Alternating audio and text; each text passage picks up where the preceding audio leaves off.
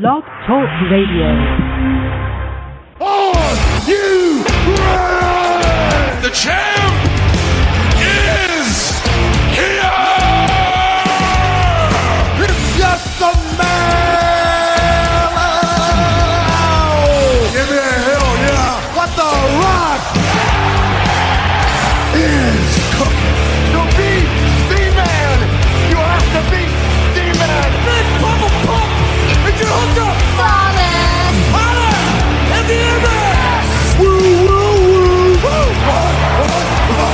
Cup of coffee in the big day. And yes, we're coming to you from the Blog Talk Radio studios in the heart of Hudson County. Folks, you know it's always in Union City and Weehawken. Collectively, ladies and gentlemen, we are working the marks here. And of course, I am New Jersey's premier and now 7-time award-winning journalist, Fernando Uribe. And he is New Jersey's premier wrestling analyst. And since it is December, our resident Grinch here, the PBR superstar, the illustrious, the glorious Patrick Rivera. What's going on, brother? I'm a mean one. I'm a Grinch. I fucking hate Christmas. That's what's going on. But it's. I feel like it's been a while. It's been about 3 weeks now since we were last on. Yeah, man. Yeah. We were talking about wow. Crown Jewel, and so everyone, again, happy December to you all, and of course. Yes. Shoot us an email to our inbox, workingthemarks@gmail.com. Shout out to our great guy, D. Rotten, who always looks over our inbox. And, of course, you know, when we think about... Famcast Media as well. Big shout out to Famcast Media. Yep, Famcast Media, obviously, partnering with us here on Blog Talk Radio every week. You can download episodes, folks. Listen to them anywhere, anytime at blogtalkradio.com/workingthemarks, all one word. Of course, hit us up on Instagram at working_the_marks. And, of course, check out our own Instagrams, respectively. For the PBR superstar, check him out at Paddy Rican. That's PADDYRICAN. Check out my own Instagram at the Fernando Zone.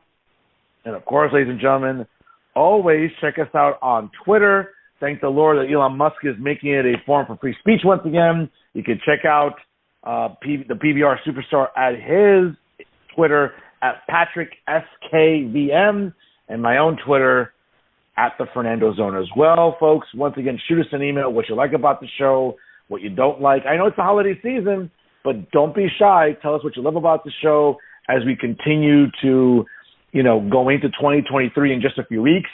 Really, you know, we're coming on almost a full calendar year since we started the program, and I could not be more excited. What's going on, PBR? Wow. Well, first and foremost, I'd like to say that on this show, we don't like Hitler. Fuck Hitler. And fuck Nazis.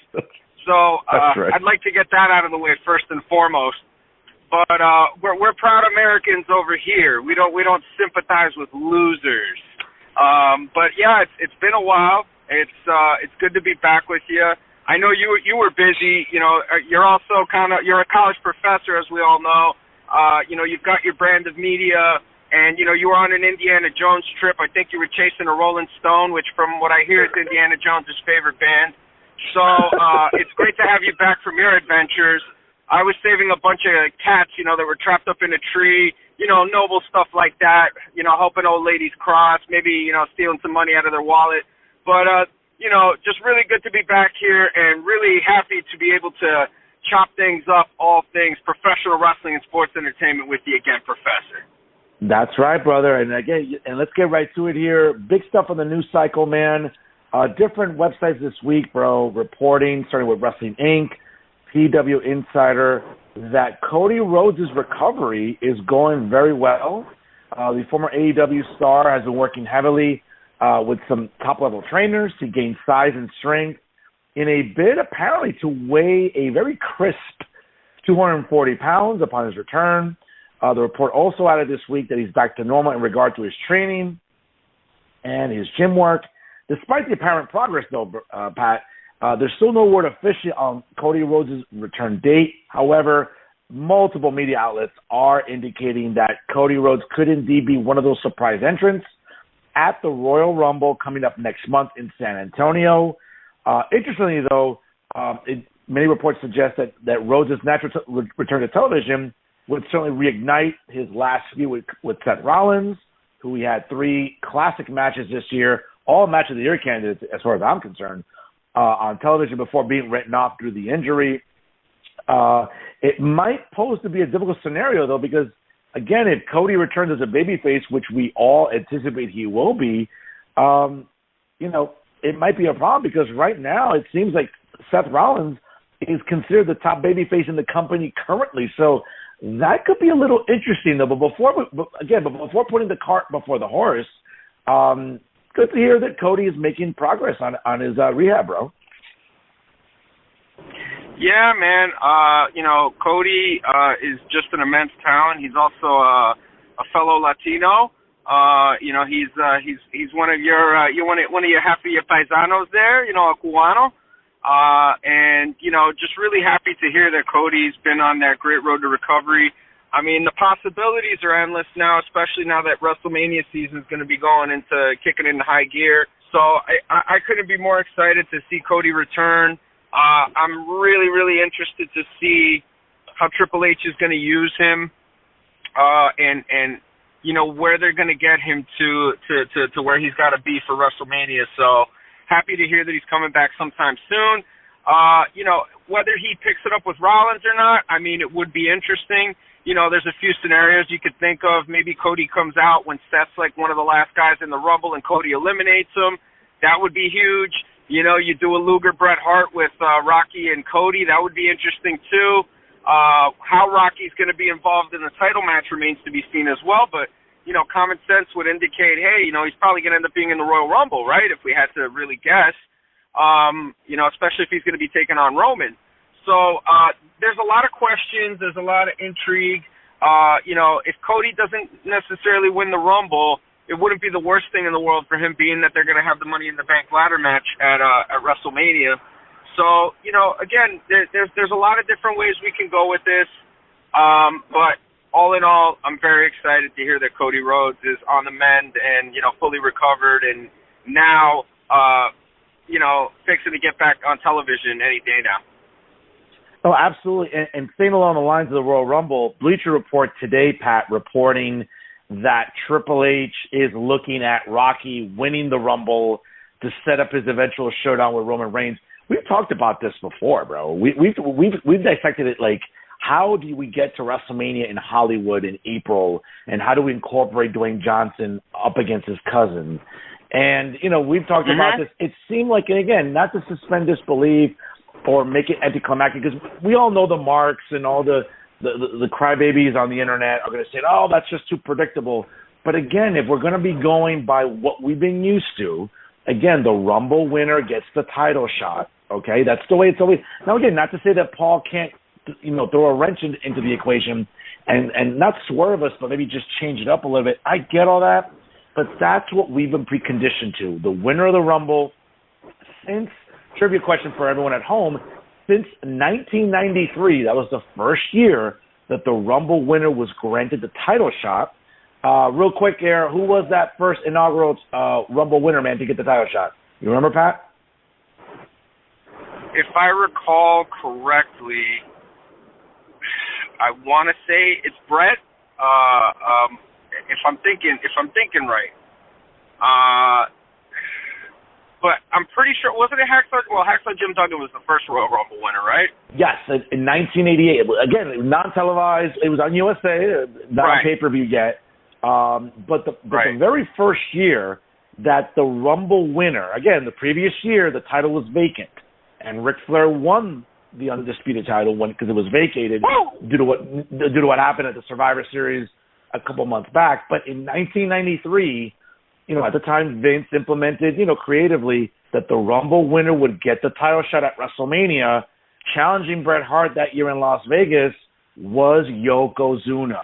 So a little trivia for our fans at home. That's right. I thought Yoko was the champ going in. My bad. Yeah, I forgot about that.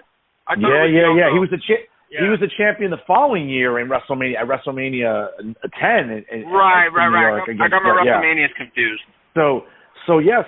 Since, the first year in 1993, we've been pretty much conditioned to be, hey, okay, the Rumble winner gets the title shot at WrestleMania. And it seems like today, Bleacher Report, leaking that, that's what Paul's looking at. Not a surprise there, man. It's kind of what we expect.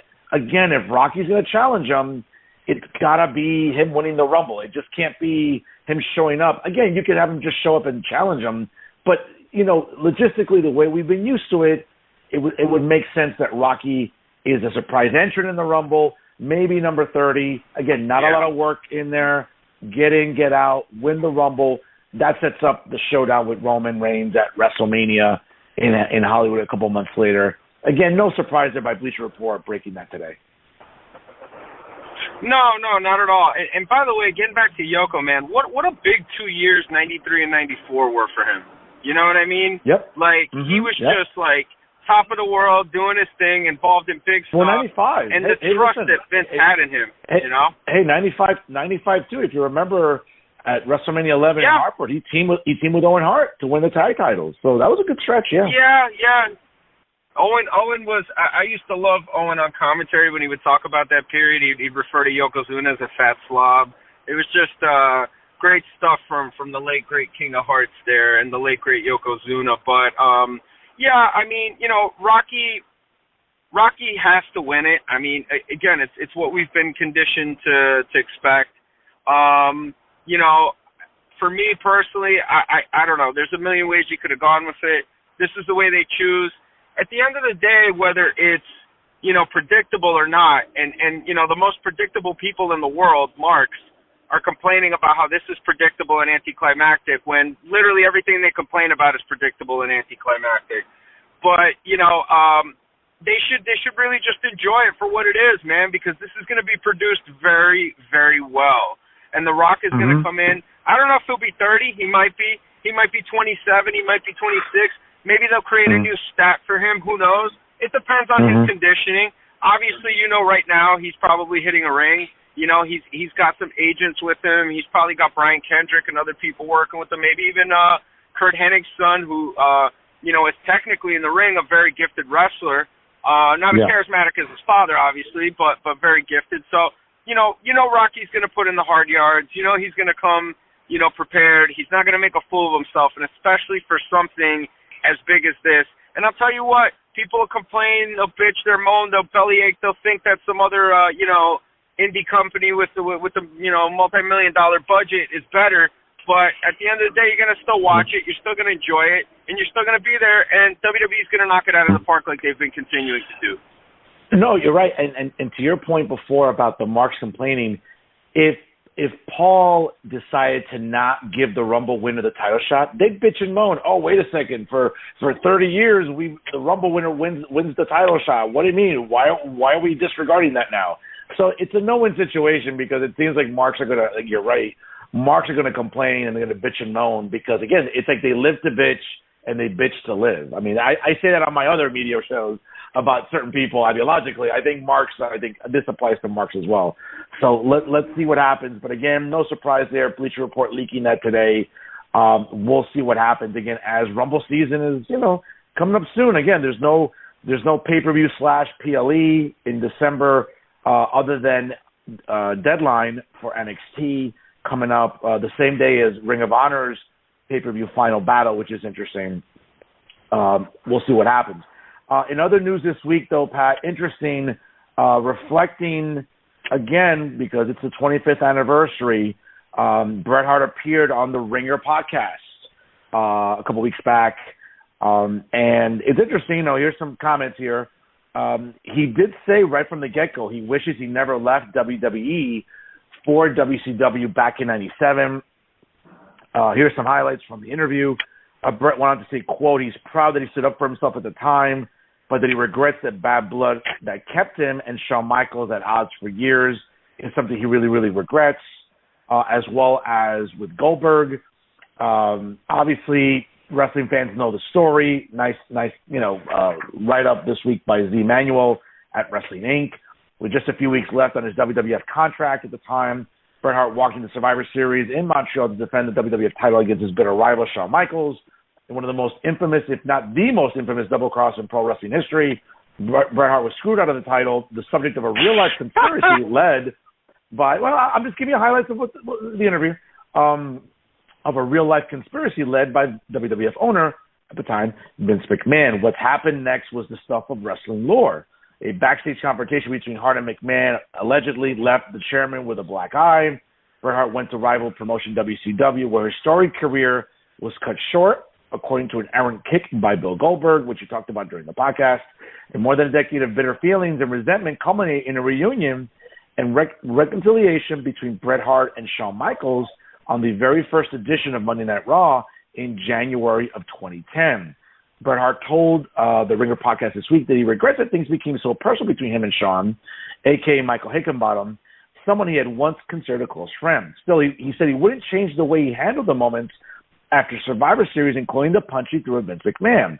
Quote, "It was probably the greatest thing I ever did in the satisfaction I had because so many people probably wanted to do that to Vince, and I got to do that for them, in the sense that I stood up for myself like no other wrestler ever stood up for themselves against a greedy promoter."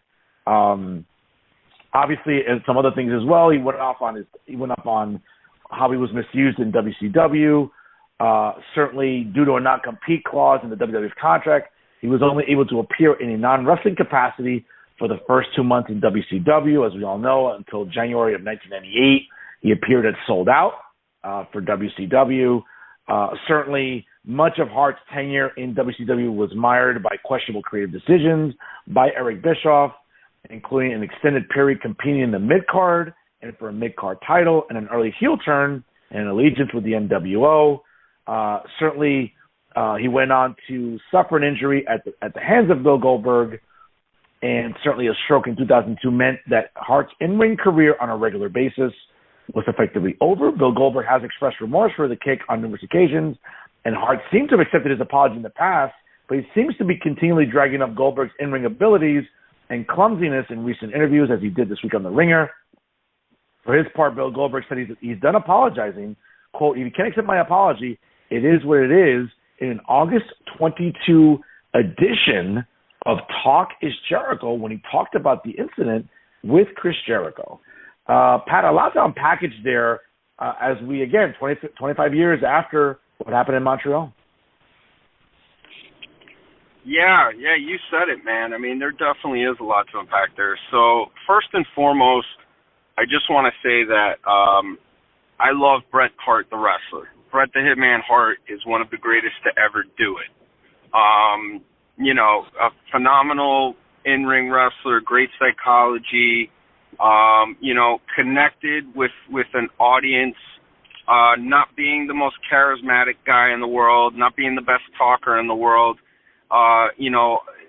coming up in the time that he did, coming up from Calgary, working in his father's territory, and really just being able to thrive when Vince picked him up, whether through the Hart Foundation or on his own.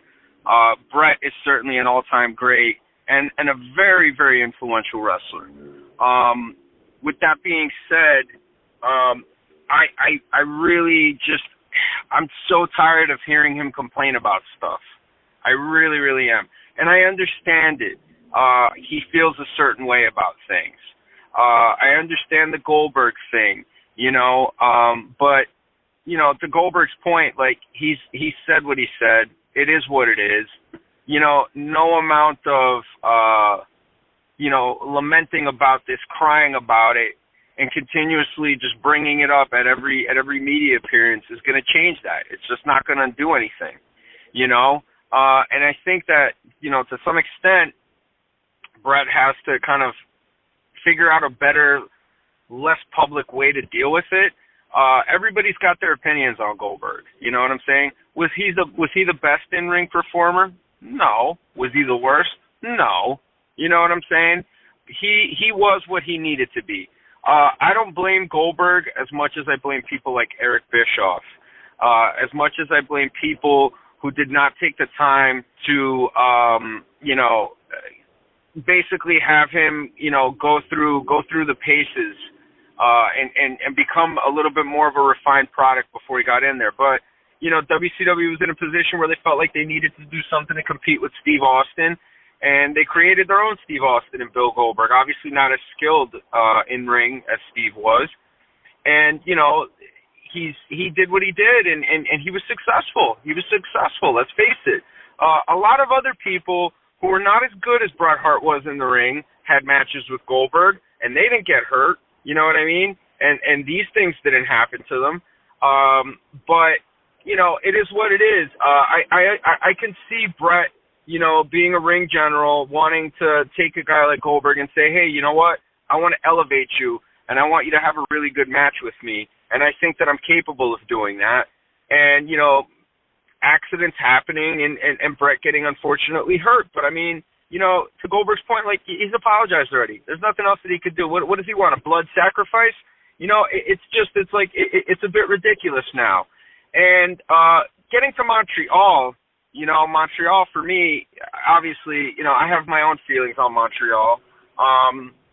You know, Bret should have done what he was asked to do. That's it. You know what I'm saying?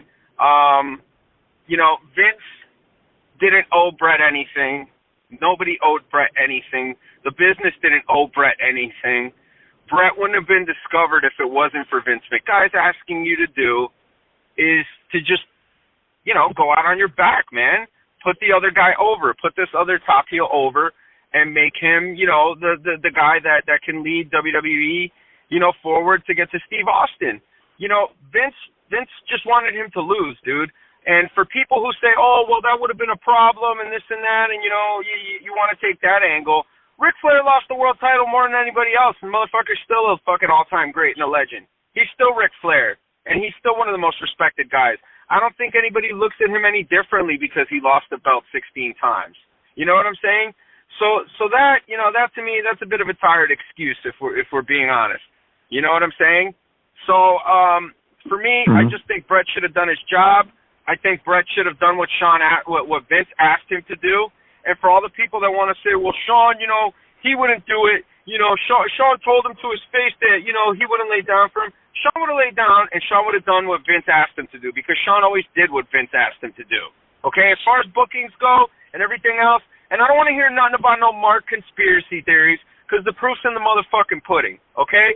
And yeah, Shawn Michaels was a scumbag in the 90s. He hailed from Philadelphia instead of, you know, San Antonio, you know, and everybody knows that he was difficult to work with, but he was the best guy in the business.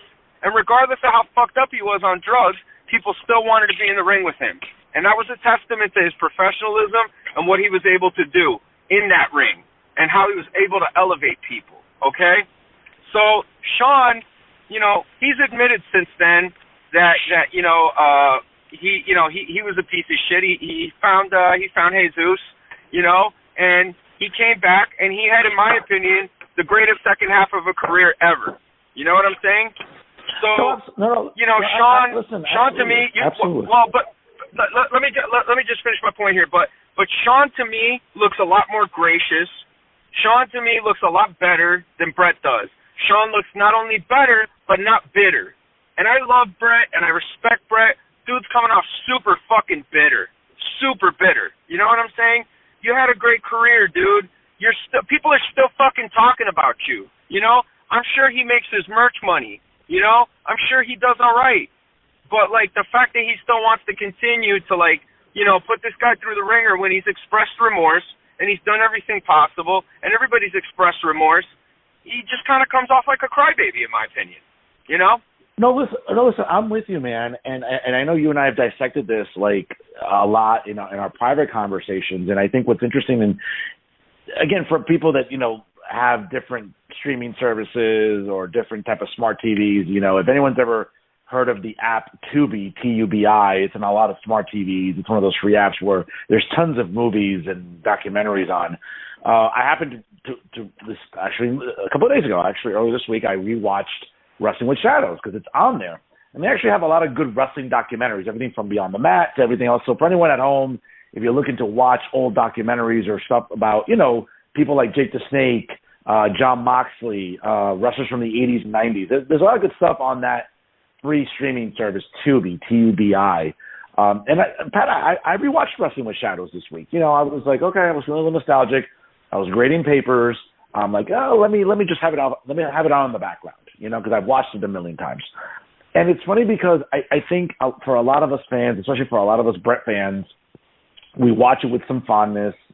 But, what we've said on previous episodes and what we've seen on Dark Side of the Ring and other testimonials, it just seems, man, like this was one long, really detailed, I think, work. And, again, maybe a lot of people won't say that openly, like on a lot of shows. It just, you rewatch that documentary, and I get it that, like, Brett, during the summer of 96, was in that negotiating period where Bischoff really wanted him, and Vince was, not struggling, but Vince was like, the NWO is on fire. I've lost Hall and Nash. Bischoff is signing these people. They're bringing in DiBiase. They're bringing in Sean Waltman. They're bringing in Vincent. I mean, there was a point where like Bischoff was just writing checks to anybody to come in. And I think during that summer, you could tell that Vince felt, hey, I can't lose Brett here. I can't. I got to try to keep him. And he did, he not lowballed him, but I mean, he pretty much was like, well, I can't give you that number that you're looking for with Bischoff, but I can give you more years. And for anyone that's ever done contract negotiations, I'm not a CPA, nor am I an attorney, but if you read enough language, you know that, if you spread out the money over X amount of years, it looks more attractive. And I think that's what happened. And certainly as you see Brett returning in 96, going into 97, I mean, Pat, the notion that Brett wanted to do this documentary, and you see that this was going on since the beginning of 97, okay, where, to the best of our knowledge, Vince had not disclosed the financial struggles with Brett yet, where the WWF was not doing well.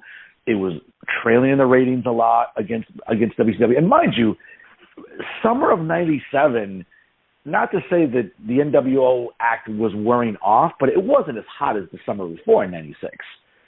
Some bad booking, Hogan, the whole thing with Sting. Yes, Vince was still trailing in the ratings, but that's where Vince felt he had to sort of, change gears here, be a little edgier. He had to do something to stand out against WCW. And it makes me think that entire calendar year, like, Brett had this documentary crew.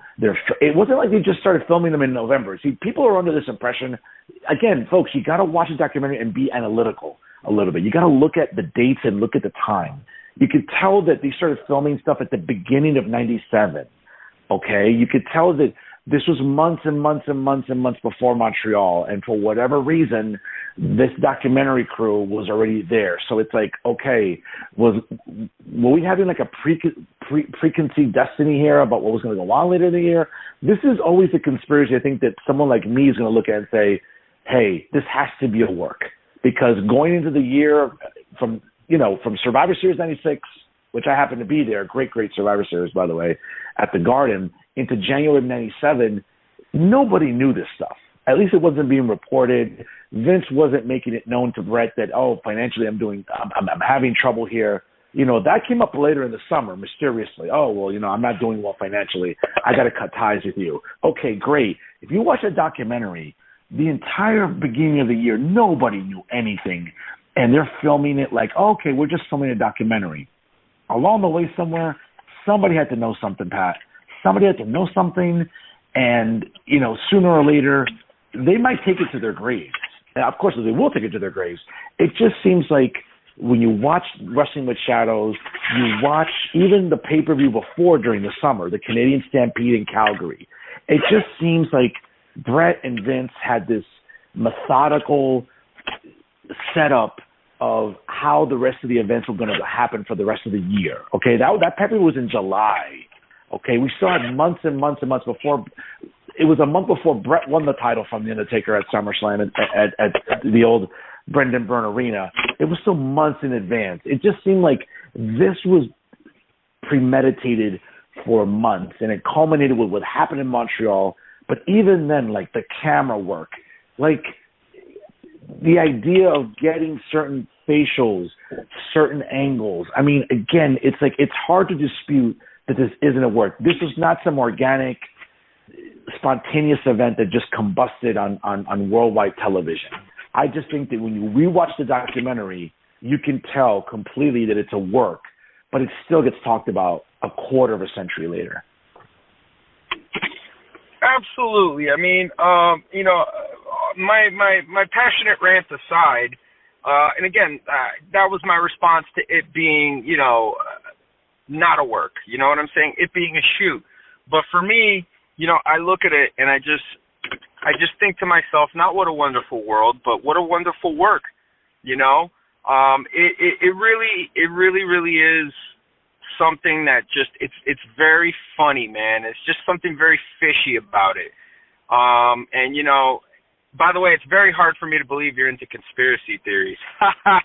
But you know, I don't know, man.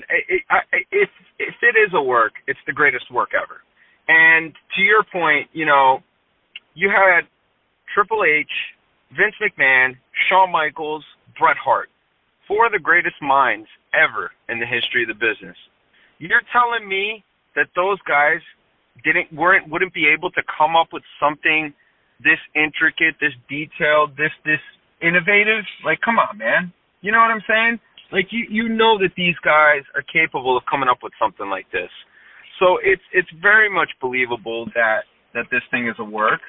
And you know, I can totally see that. I can totally see that, like 1,000%. You know, and again, I urge everybody at home, if you haven't watched Wrestling with Shadows, which I doubt by this point in time, any Bret fan, any wrestling fan has watched the documentary. I seriously, I don't know one pro wrestling fan that hasn't watched it in some way, shape, or form, whether they have the original DVD or they bought the supplemental DVD with the bonus footage, or they've watched it on YouTube, whatever. I urge you, rewatch it again and just pay attention to the dates. Pay attention to the timeline of how this was filmed. And you're going to see that this wasn't just something that they thought of. And again, who knows? For all we know, when Bret negotiated with Vince in the summer of '96, maybe this was part of the contract. Hey, by the way, you know, I want to be able to film a documentary about my life and career. Let's work that into this deal. Again, folks, remember, Vince has always been a good businessman. And while Vince doesn't have a law degree, Vince knows a lot about business and contracts and the way that you work. Now, again, at the end of the day, lawyers got to talk to lawyers. You got to define print, money, conditions, terms, outliers, all that stuff exists, okay? And at some point, that was negotiated. It wasn't like Bret just showed up at Titan Tower in Stanford. Hey, Vince, by the way, I'm going to have a documentary crew starting this summer. No, that is stuff, folks, that is organized and is coordinated months in advance. And the reason I say this, as someone who's an event planner, be it at a small scale, the point is that when you're planning things like anything, you have to do it months and months in advance. It's not just it's spontaneous. So, again, when you watch that documentary, you're going to see that this is months and months, even before he won the title, even before the conundrum and the clusterfuck of, oh, he's the champion, now he's going to be leaving in a couple of months. How do we get him to surrender the title? This is months and months before that became a problem, Pat. And I think a lot of fans lose sight of it. Again, maybe because I'm very analytical and I look for those things. But again, these are things that fans don't keep an eye out for. Never mind the fact, again, we can dissect what happened, because I'm still going to believe that at some point maybe both sides should have tried harder to come up with some sort of amicable end and, you know, or closure to this, where Bret should have dropped the title before. And, you know, again, if you're Vince, you know, you mean to tell me that all of a sudden you mysteriously learned that you're struggling for money 2 months out of Survivor Series? You know, again, and I don't want to feed conspiracies, but it just seems like there's a lot of moving parts here that we're never going to get answers to. And I think that's what frustrates a lot of fans, Pat. Yeah, absolutely. And I get that, you know, and that's all fine and dandy and stuff like that. But, you know, for me, all these guys are still getting paid off of it. Anytime the anniversary comes up, anytime anything pertaining to it comes up, it's always talked about. It's one of the most infamous, if not the most infamous moment, you know, in the history of the business. And all these guys, they're still doing well. They're still remembered. You know, I'm sure Bret's doing pretty good. at those autograph signings, signing all these pictures. But, if anything, this is a testament to how negligent, how, absent-minded, and just how much of an idiot and an egotistical jerk Eric Bischoff was at the time. That he couldn't take a guy like Bret Hart, who at that point was the biggest babyface in the business, and bring him in a better way and utilize him to the best of his abilities in WCW. That to me is the biggest travesty of it all. You know what I'm saying? The fact that Bret went to WCW and just did not become what he should have been, or even came close to what he was in WWE.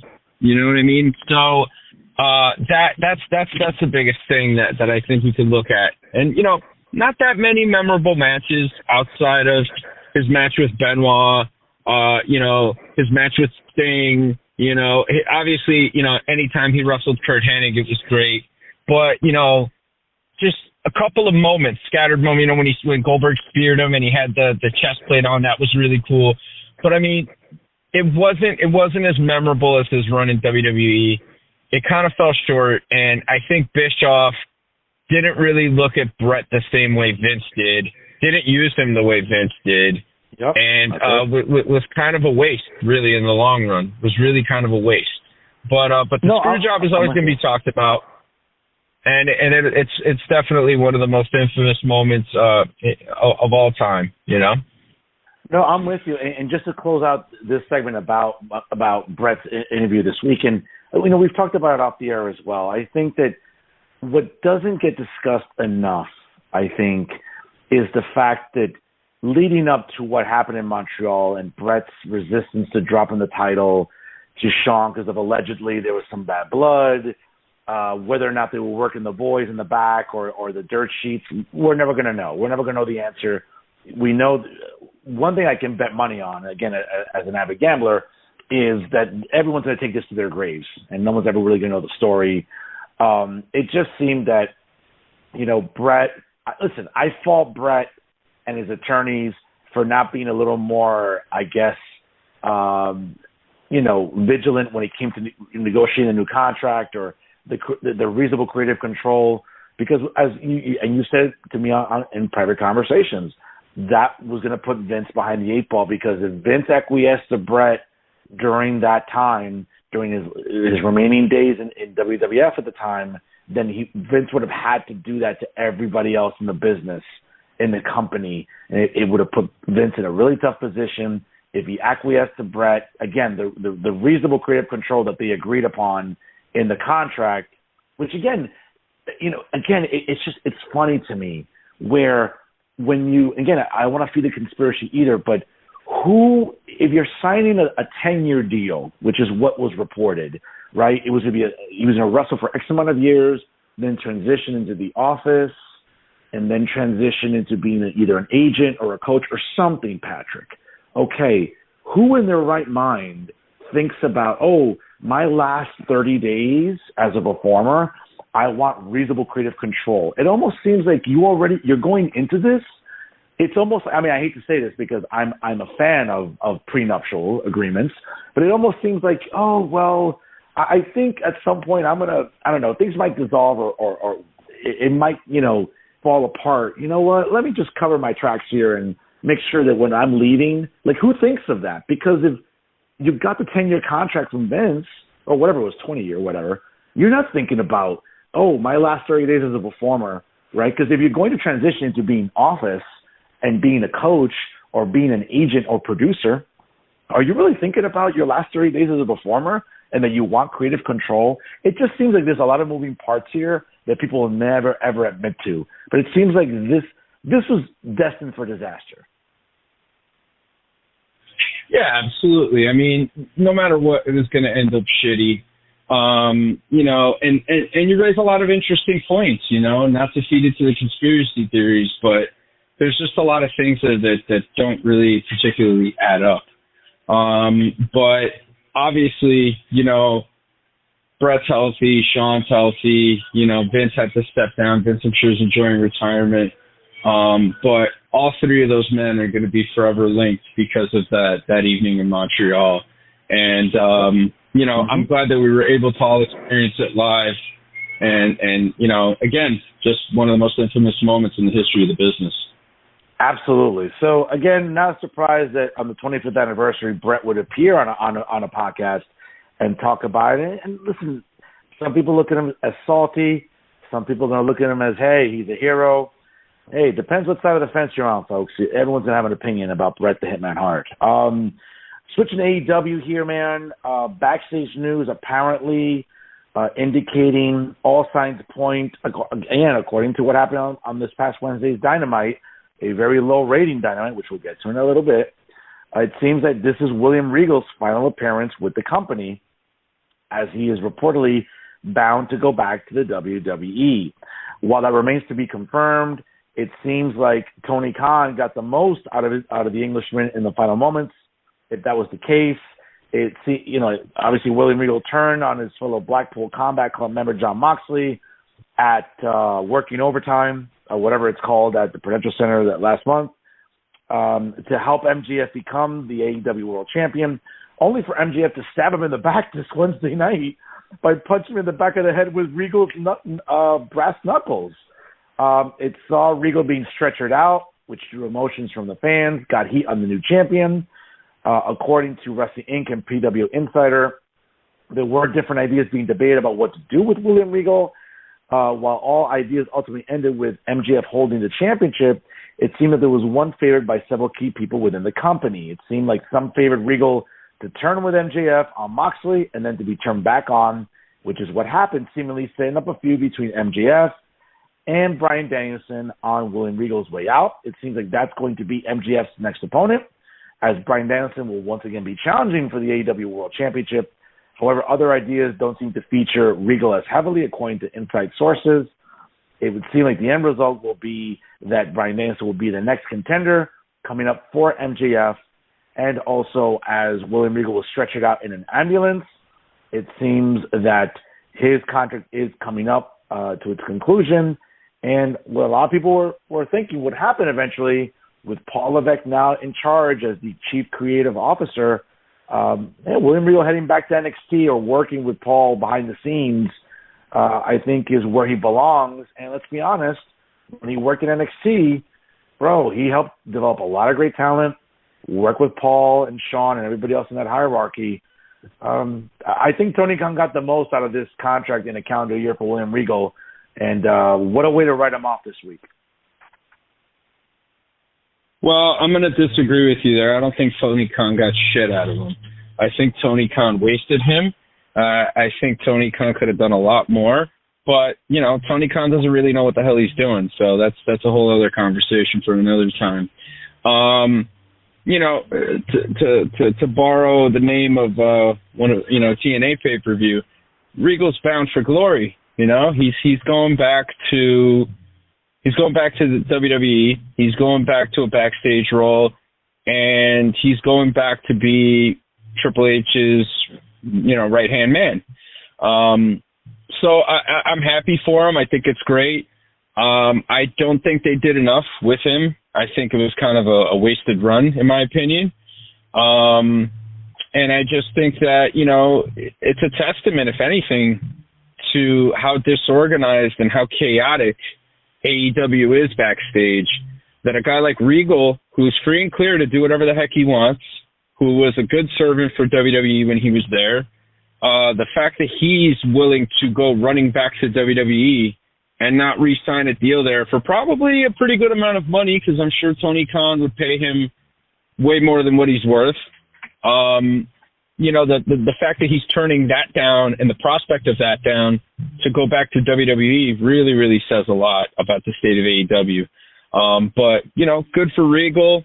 I think it's going to be great. He's going to get a nice pop when the fans see him again. I'm sure he's going to get a great pop backstage from the boys and girls.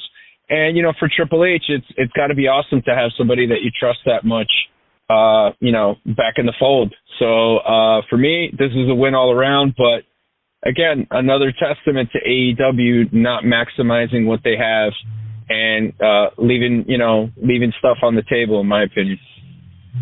I'm with you, man. And again, grading is part of what I do for a living. I got to tell you, man, when you look at this contract and this run as an on-air personality for William Regal, again, I have to give this an F on Tony Khan. I think Tony Khan dropped the ball with this guy, as well, he's dropped the ball with a lot of people, in my opinion, as we've talked about on the show this year. But I have to say that I have to grade this as an F.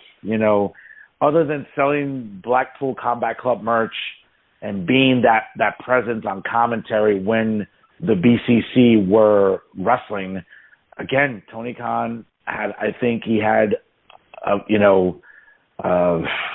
an oil rig there. I mean, I think he struck oil when he first got him, and he wasted them. And again, you said it perfectly. It's a testament to how inept Tony Khan is as an executive and as someone that you pretty much thrown a softball down the middle of the plate with getting someone like Regal, whose expertise in the business, whose professional wrestling IQ, who creatively can be a guy that can work with you with younger talent, production, character development. And it just seemed like, okay, I get it.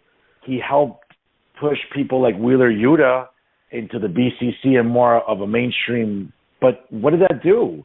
Is the BCC this overwhelming faction that is selling out merch? No, they're not. And I love Jon Moxley. Again, nothing against Bryan Danielson and Jon Moxley and Claudio Castagnoli and Wheeler Yuta, but was the BCC over as the elite faction in AEW? No. And I just think it's not a bad reflection on William Regal. It just seems like it was another opportunity wasted by Tony Khan. Absolutely, and you know what? I'm gonna give you some credit for putting over Wheeler Yuta, even though he really doesn't deserve it because he's not over. And by the way, have you noticed? Do you know who Superhuman is? Do you know who Superhuman is? Are you familiar with it? No. I'm not familiar now. Okay, so I'm sure you've seen the videos out there, people.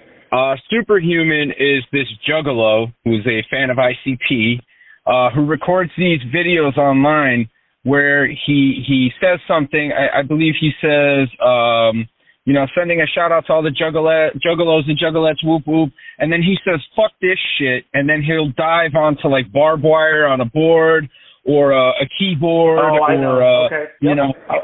you know who I'm talking about. He went viral. Yep. Yeah, he went viral. I just couldn't recall the name, but absolutely, you nailed it. Yeah, so Superhuman, that guy, that's what Wheeler Yuta looks like. He just looks like a taller version of him. Take a look at the pictures, folks. You'll see what I mean. But Wheeler Yuta's a guy that it's like, okay, great, they put him in a clique, but like the dude has no charisma. Like, he might be a decent worker, but like, folks, wrestling ain't gonna cut it. You need a character. You need to be bigger. And as for the Black Combat Pool Club, or whatever they call it, it had so much potential to be something bigger, but by putting that Yuta dude in there, it was silly. It kind of diminished it for me. I think a dude like Miro would have been better, or somebody like that, and they could have made him a bunch of WWE guys that, want to beat the shit out of all these AEW guys and I don't know, bite off an old angle, but at least make it a little bit more interesting than any of the stuff that they've done in there, But yeah, dude, I mean, they could have done so much with Regal. They could have put him backstage and paid him to do that. They could have had him come out, hand brass knucks and stuff like that to these guys, help them cheat, use the character stuff to get them. But instead, it's like, we're the Blackpool Combat Club. We're about wrestling. Like, bro, come on, man. And no offense to the guys involved, none whatsoever. I have immense respect for Claudio Castagnoli. I have immense respect for Jon Moxley. I have immense respect for my favorite wrestler, the American Dragon, Bryan Danielson. But, it just didn't work, man. And it fell really, really flat. And again, you got to blame these things on Tony Khan. You got to hold them accountable here, people. Everybody's so quick to critique anything that doesn't go the right way in WWE, but they won't look at Tony Khan and they won't see that he's been doing things the wrong way from day one. He's had his little moments in the sun, and I give him credit for being able to promote a wrestling company and help people get paid, help people get recognized. But this guy's not doing it to the best of his ability. He's a dude who came in just because he had money. He didn't pay any dues. He didn't learn, under anybody. And he just came in thinking that he could do what people have dedicated their entire lives to doing. And I'm sorry, but that's not the case, you know? So, again, Nope.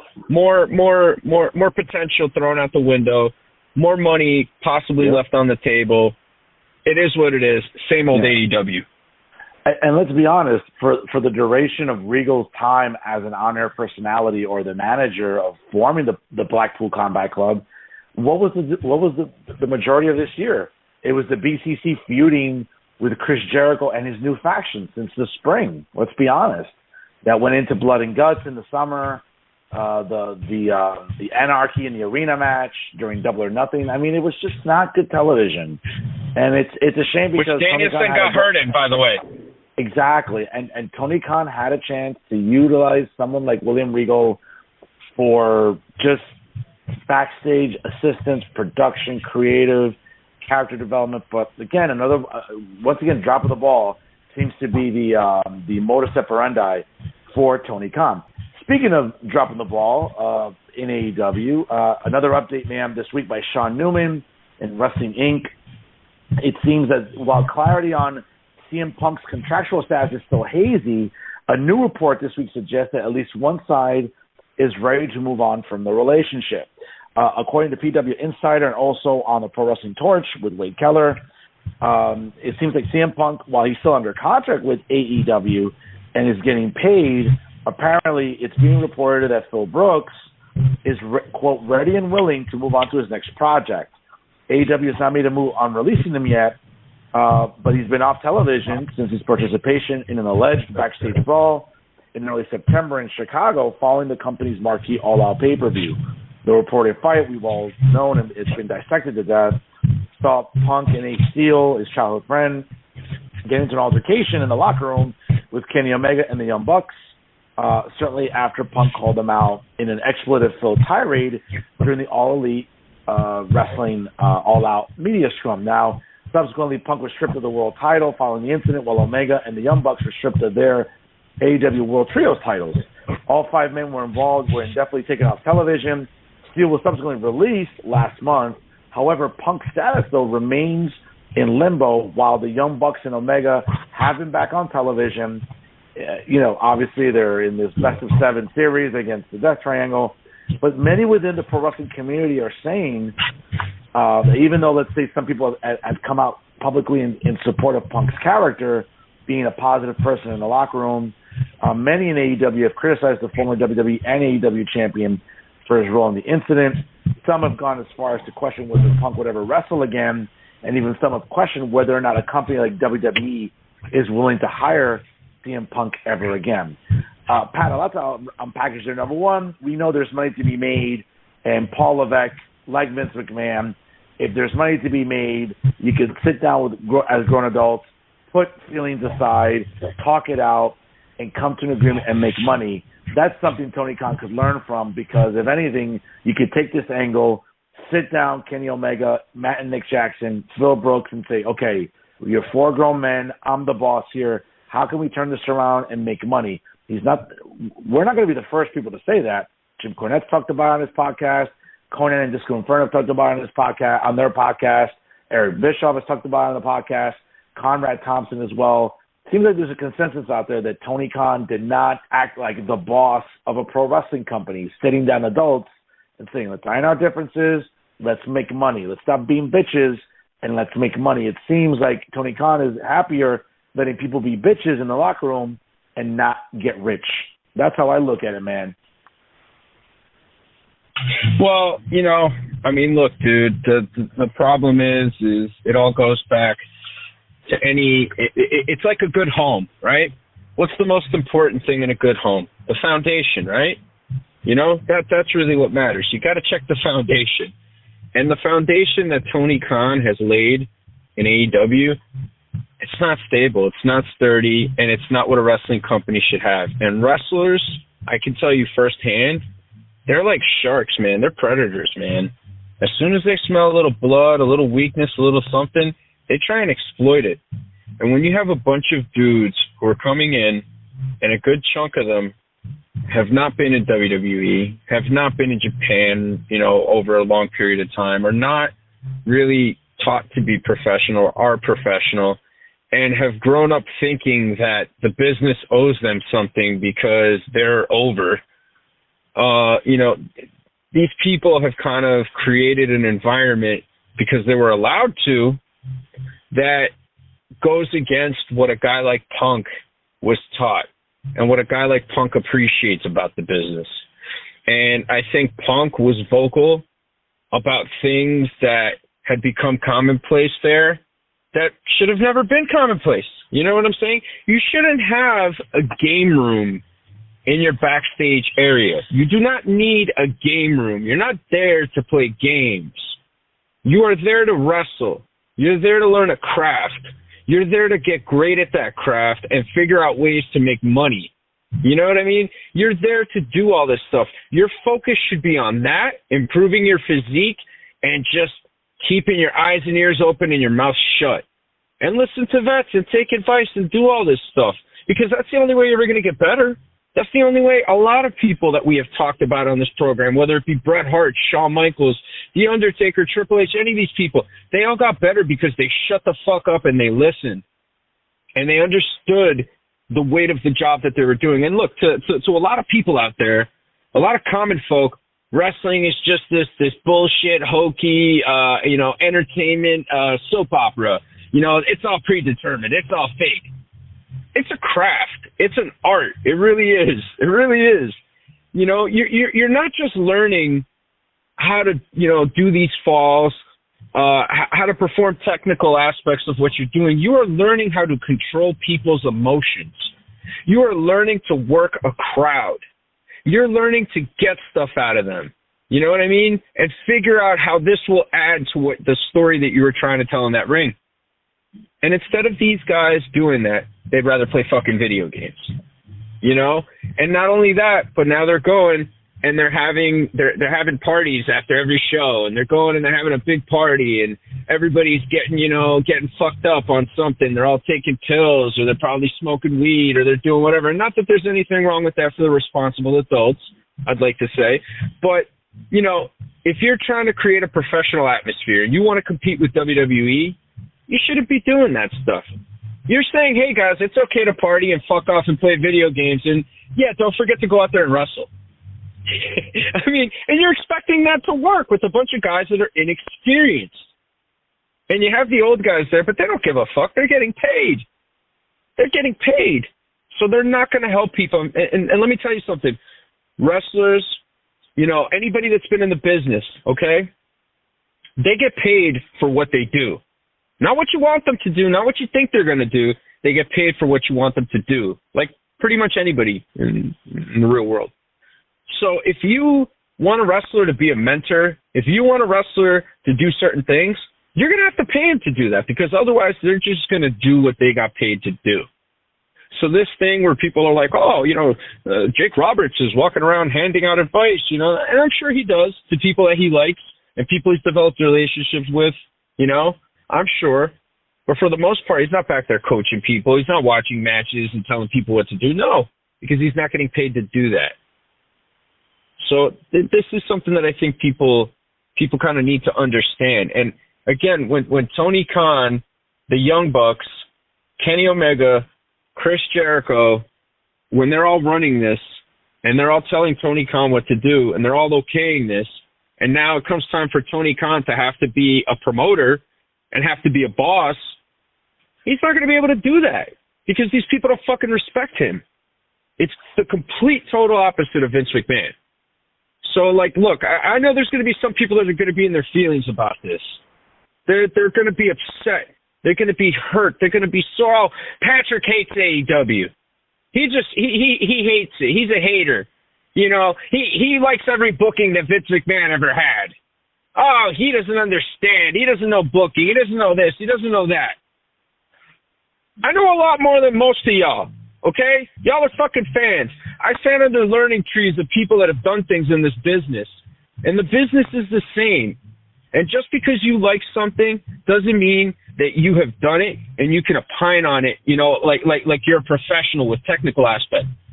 You could just say you don't like the match. That's it. But to critique a wrestler, for what they're doing, when you don't know shit about it, when you don't know how it fucking works, It's a problem, and that's a big problem with wrestling fans nowadays.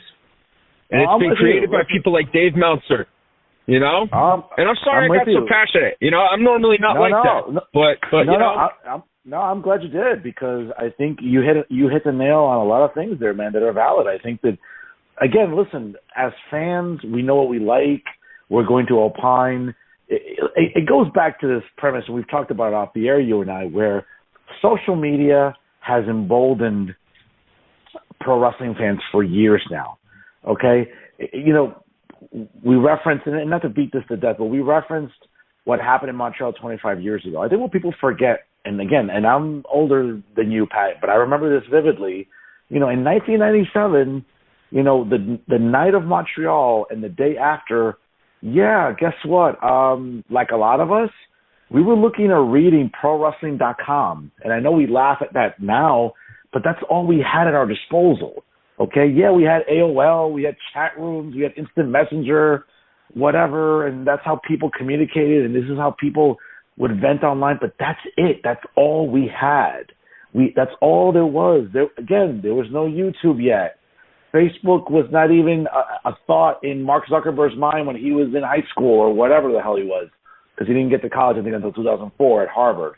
The point is that, you know, social media changed our outlook on a lot of things: pro wrestling, sports, pop culture. Why do fans get to bitch and moan about the Marvel Cinematic Universe and how they may not like certain films, or, you know, the idea of athletes and what they should be doing or not doing, or saying or not saying? Social media changes completely. All right, when Facebook first started in 2004 as the Facebook, it was the idea of just, you know, this is college kids using it to like network and meet other college students. And then we've seen what Facebook has exploded into. Next year, 2005, YouTube was created. We know what YouTube has done. Same thing with Twitter in 2008 it started. And then Instagram in 2011. And then Snapchat. And now TikTok. Guess what? What do they all have in common? They've let regular people have a voice.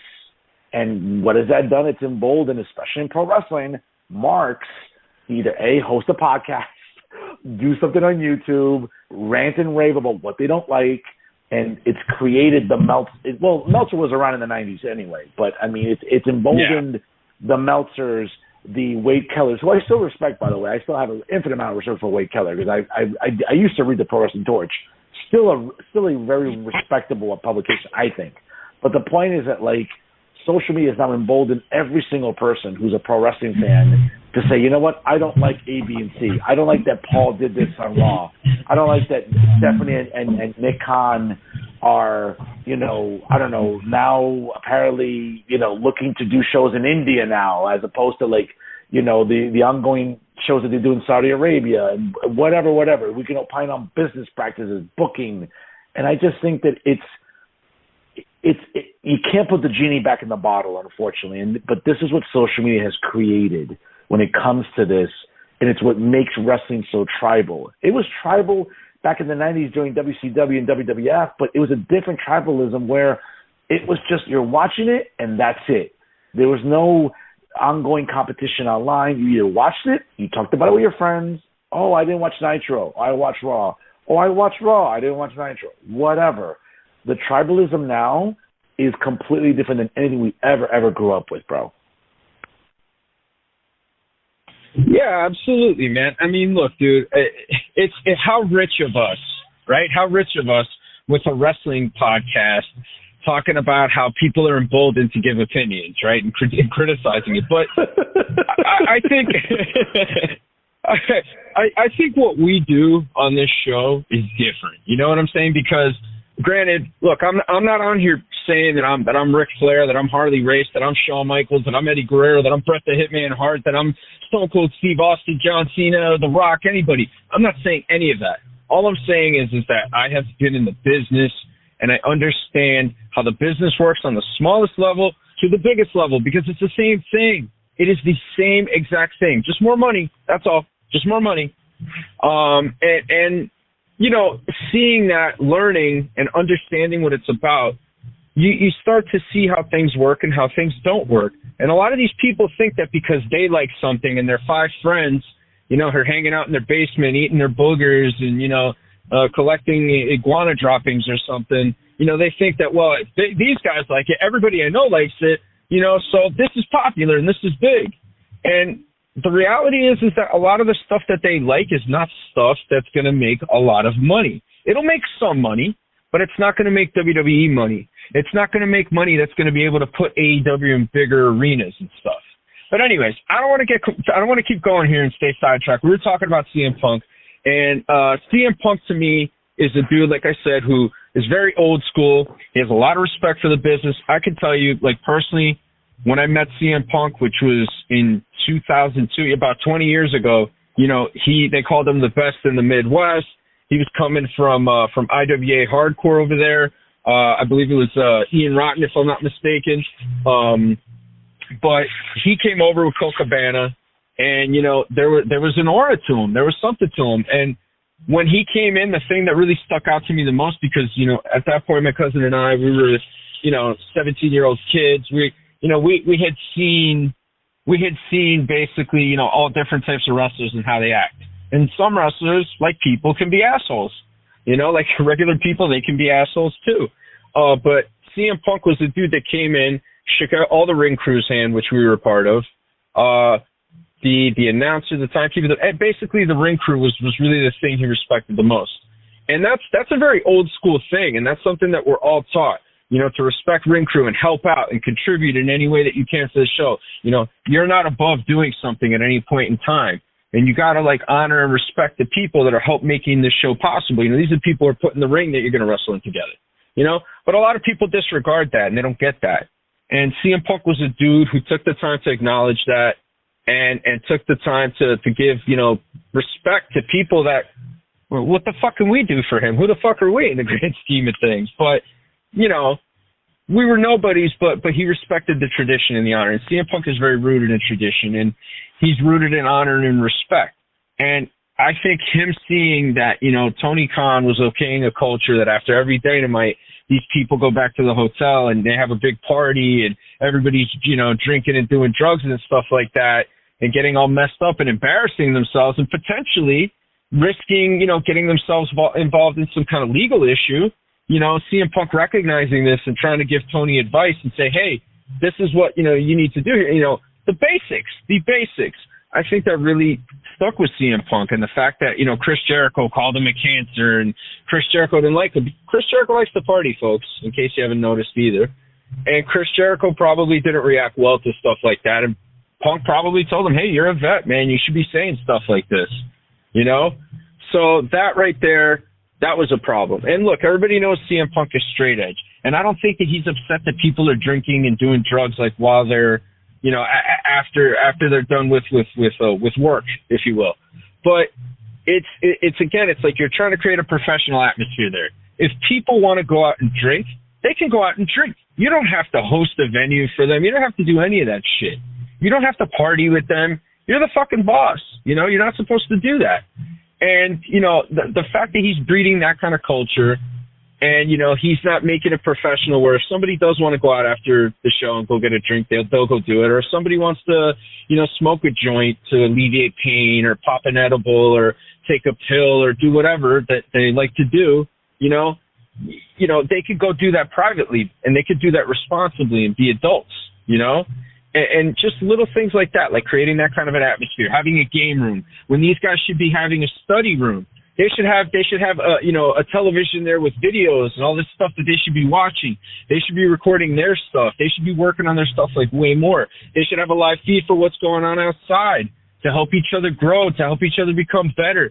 Be receptive to advice from veterans, even if it's people that you might not have liked as a wrestler, but they've been around.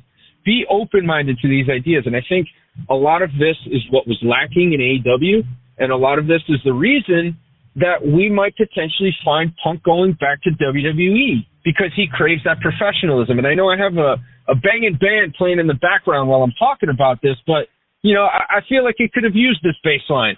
So I'm just going to say that I think ultimately Punk saw the other side of the grass. And it is greener, because he stopped watering the side of the grass that he was on, So I think Punk ultimately is going to end up back in WWE. They're going to bring him back in on a part-time level. He's going to go. He's going to make his money. He's going to collect good, part-time money. He'll probably be back by the summer, and he's going to main event WrestleMania in Philly. That's what I think is going to end up happening. But and that'll be interesting. And that'll be interesting. But even before we get to that, I think we have to see what happens with him and this contract. I think, according to some reports, we're hearing that Tony Khan, him and are at odds about the non-compete clause. Obviously, he still has 3 years left on this deal, making crazy money. I don't think Tony Khan might just pay him just to sit out 3 years, which I think would do him a disservice, because I'm sure he'd like to get back in the ring without getting too much older, even though he's much more injury prone and he's much more, I don't want to say banged up, but he's just injury prone. It'll be interesting to see, what Punk's legal team and what Tony Khan's legal team is going to do, because at the end of the day, do you buy out, 80 cents on the dollar? What do you do here? Do you buy it out dollar for dollar? Something where both sides, clearly it doesn't seem reparable. It seems like there's irreconcilable differences on both sides. Hey, that's fine, Tony. You want to keep paying him, fine, but you're going to pay him for 3 years to sit at home? I don't know if Punk's going to do that. Maybe he will. Maybe Punk's just tired of wrestling. Maybe this has made him sour. I don't know, but it'll be interesting if he is able to get out of this deal, or at least, a buyout. Paul Levesque's going to jump on this, and I'm sure Paul can sit down and have a conversation and say, hey, listen, let's put our differences aside that have been highlighted in the past. With my father-in-law too, do you want to make money or do you want to be bitter? And you know what? When you pose that question to people, Patrick, if you're commonsensical, if you're not cognitively declining, chances are you ask someone that question, you want to make money or you want to be bitter? I think someone's going to want to make money. I think Phil Brooks is smart enough to go that route. So it's going to be interesting, I think, moving forward with what we hear about the contract status of CM Punk and AEW. Speaking of AEW, man, some ratings here. We always like to. Hey, Fern, before you start, Fern, I'm sorry to cut you off, but before you segue into that next segment, I just want to ask something of our viewers and interview as well. Where are all those people online that are saying free CM Punk and are mad at Tony Khan the way they were mad at Vince McMahon when he didn't want to let people leave while they still had a contract with him? Because whether we like it or not, and whether we would like to see Punk in WWE or AEW or just wrestling in general, we have to understand that there's still a contract there. There's still an agreement that has to be honored. You know what I'm saying? And they have to figure out a legal way to do that. But, where's all those people out there? Where are they? Where are they? Because you remember them, right? I'm not just making this up. This isn't just, a good strain here. I remember these people. Free Ali, free Ricochet. Take your pick. There are a lot of people that the fans wanted freed, right? Yeah, absolutely. Yeah. So where are they? Absolutely. Because I don't see it. And I'd really like to see it in our inbox or comment on the page or whatever you want to do. But please, I'd like to see out there. Don't be disingenuous, folks. Don't.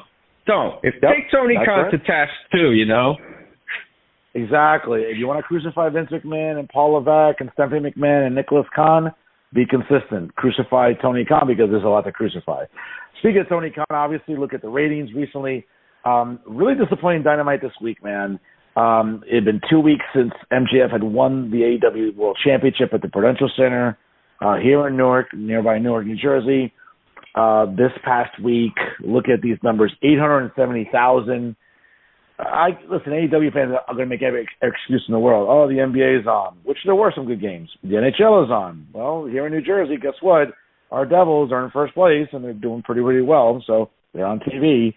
But, look, these numbers, man. November 30th, this past Wednesday, 870,000. The week before, I'll just read you November back in reverse chronological order. 870,000, 880,000, 818,000. 930,000, 911,000. That was November. Let's go back to October. 997,000. That's $1 million if you round up. Fine, $1 million. The week before, 752,000. Yikes. The week before that, 983,000. The first Dynamite of October, 1,038,000. Going back to September, 990,000. All right, we can round up, make that $1 million. That's fine. The week before that, 1,039,000. The week before that, 1,175,000. The Dynamite right after All Out, only 1,035,000. You think after all the hoopla and controversy, and then right before Labor Day, 1,020,000. Pat, I'll tell you, these numbers aren't inspiring. And you would think that, okay, you got what you wanted, took the belt off of Punk, you're pushing MJF to the moon. This past week, 870,000 viewers. I get it. You want to blame the NBA, NHL, or college basketball, college football, whatever. You want to blame what's going on, a Senate race in Georgia, runoff Senate race this Tuesday. I mean, I'm trying to think of everything on television, bro, that's possible, why people be distracted. This is not a good number here, man. I think there's also SpongeBob SquarePants reruns as well. That might be taken away from some of the number in the key demo, because SpongeBob is pulling in those key demos. I feel like we're a friggin' dog chasing its tail. You know what I'm saying? I feel like it's just like it's the same old song and dance with AEW. And, All Out, they had a chance to do something so cool. They had a chance to come back, to put everything aside, to get the business. And, the immaturity within the company was its undoing that day. You know what I'm saying? Because, now it's past the point of no return. Like, they can't go back to, working together, the possibility of working together. They don't want to do it. It's never going to happen, right?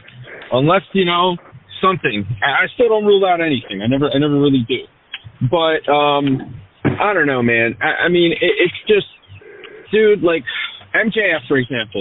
Who's a guy that I wasn't terribly huge on at the beginning, but he's proven how unique he is. He's proven how much he sticks out on that program. He's proven how much he offers to the product in general, and the fact that he, as champion now, one would think that the product is going to be better, that the product is going to be able to get to that million mark again, that the product's going to be able to be what it was, and maybe even better than it was with CM Punk, right? One would kind of start to think that, because anybody who has a brain in their head, they know that CM Punk, he's a star, but MJF has potential to be a star of equal strength. But my question is, what are they going to do with MJF that we haven't seen already? What interesting thing are they going to make happen? Because the most interesting thing that they did with him, they botched it and made it look phony. The whole leaving angle, all that stuff, and then just it unfolding the way it did. They had a chance to be creative. They had a chance to push the envelope. They had a chance to really kind of maybe even give, a surprise shot to Vince McMahon. And every time that they have a chance to do this, they ruin it. They just absolutely ruin it. And it's nuts. It's nuts, but it's a testament to a lot of the politics, a lot of the nonsense that's going on there, and how it's leaked into important parts of the business that should be functioning, at maximum capabilities. So, I'm not surprised, but my question is, what are you going to do with MJF as champion now that you didn't do with him before, that is going to make the product that much better? And more importantly, are you going to botch the execution this time, or are you going to really knock it out of the park? Because look, the possibility's still there. He's very talented. The money's there, but we need to see something different. We need to see something that's gonna bring fans back. You know what I'm saying? Because right now, if we're looking at it honestly, a lot of people have defected back to WWE. A lot of people have defected back to WWE. I mean, it's like freaking Moscow and the Hudson, okay? But Tony Khan has to get those people to come back. Tony Khan has to get those people to want to watch AEW over WWE, and he has to take his most interesting character right now and make him even more interesting than he was before. So he's got an uphill battle, man. And I just think that the fans for as much as they might like certain things, they're not interested. I mean, look at what happened. The best of 7 series trios match, the trios spot fest. And again, I have nothing but respect. But I have nothing. I just want to say that I have nothing but respect for those guys that are the Young Bucks. They're talented. I respect them. I respect people that put their lives on the line and wrestle, especially do with stuff like that. Kenny Omega, and what's his name, Pac, and the Lucha Brothers. Those guys, I give them respect. But I mean, like, it's the same thing over and over again. And they might come up with more creative finishes for all the matches, but it's a freaking spot fest. It's a no-sell spot fest, okay? And it's between people that realistically have been proven that nobody knows. Their audience know Kenny Omega and the Young Bucks. Their audience know the Elite. Their audience, know the Death Triangle. The average everyday Joe doesn't. And they don't give a shit about them because they haven't done any good character work to get these people over. We all tend to forget. We get so caught up in the flips and the wrist locks and the, shooting star press, Canadian Destroyer super kicks that, we forget what really brought us to wrestling to begin with. When we were little kids and we were watching wrestling, we weren't going, gee, this is such a technical masterpiece and I'm really enjoying the way the technology is coming together. You were like, no. It's fucking Hulk Hogan. He's coming down to fucking save the day. He's an American hero. He's an American hero. And here comes the Ultimate Warrior. Oh, my God, he's huffing and puffing. And what's he talking about? A spaceship and what, crashing it? And Hulk Hogan? And what? Like, he's talking to his hands? What the fuck's going on? Oh, yeah, you got the Macho Man. Oh, man, this guy's got a crazy voice, and he's exciting, and he jumps off the top rope. That's what connected us, these big characters. Roddy Piper, all these people, that's what brought us in. That's what wrestling's about. It's connecting with a character. It's not about how many fucking wrestling moves he knows. Because guess what? A lot of those people I mentioned didn't do all that many wrestling moves. And they were super over and huge. And by the way, they're still making gimmick money to this day. That's right. You know what I'm saying? Well, yeah, absolutely. Yes, absolutely. I mean, there are immediate families, certainly, those that are having to have access to those finances. Absolutely. You're right, bro. I mean, again, it's you need some character work.